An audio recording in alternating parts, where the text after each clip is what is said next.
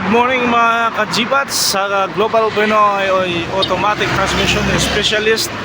Ngayon po ang umaga ay magbababa po kami magbibiyak po kami nung transmission ni Toyota Corolla Altis po. Ito po yung ano niya, transmission. Yes, welcome. Good morning mga automatic for life. Today morning, ito yung ating schedule. Toyota Corolla Altis 1.6. So ito yung transmission niya.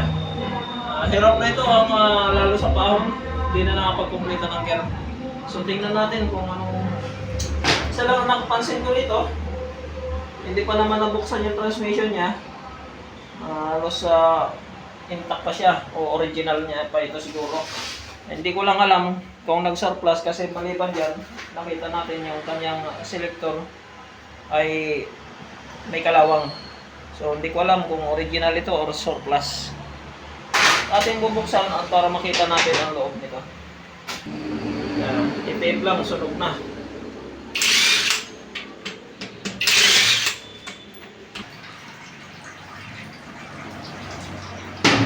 Talagang intact pa. So hindi pa siya nabuksan.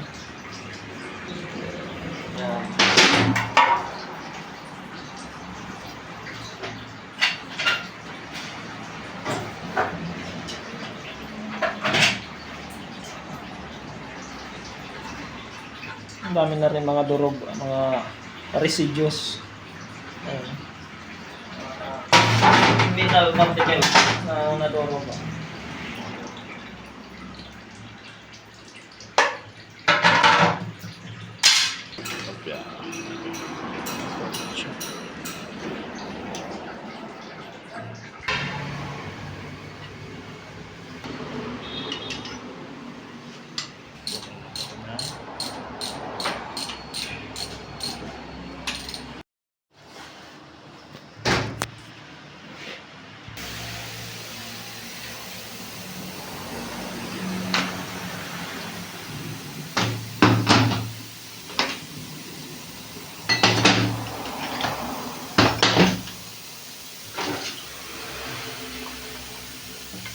Malaki na pala.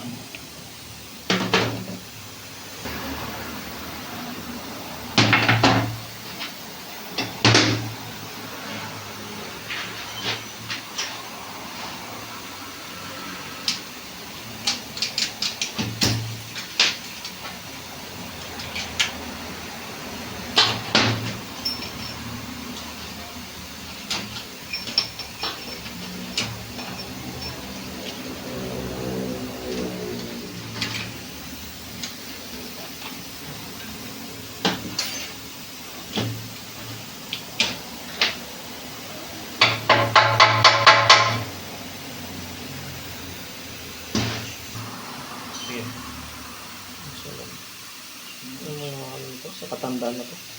Ito siya. Pud na. Pud na. Ito. Sunod.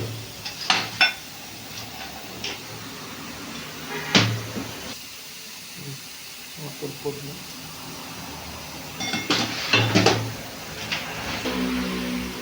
Plastic na. Goma.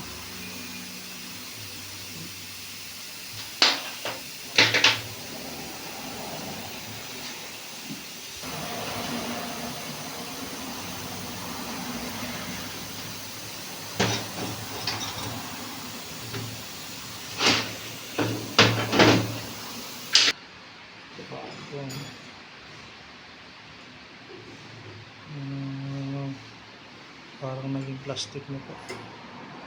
Ito po lahat ma'am na buksan na po. Nakalas na po lahat. Yung mga ano na.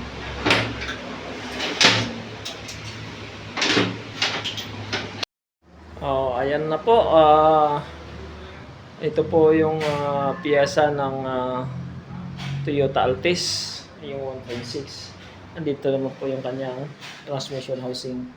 So mag-start na tayo pag-rebuild. Ayan po ang mga piyesa natin na ganito. Check ito.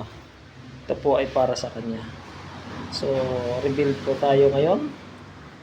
Ayan, meron na tayo mga Nabuksan dyan. Mga pinsan.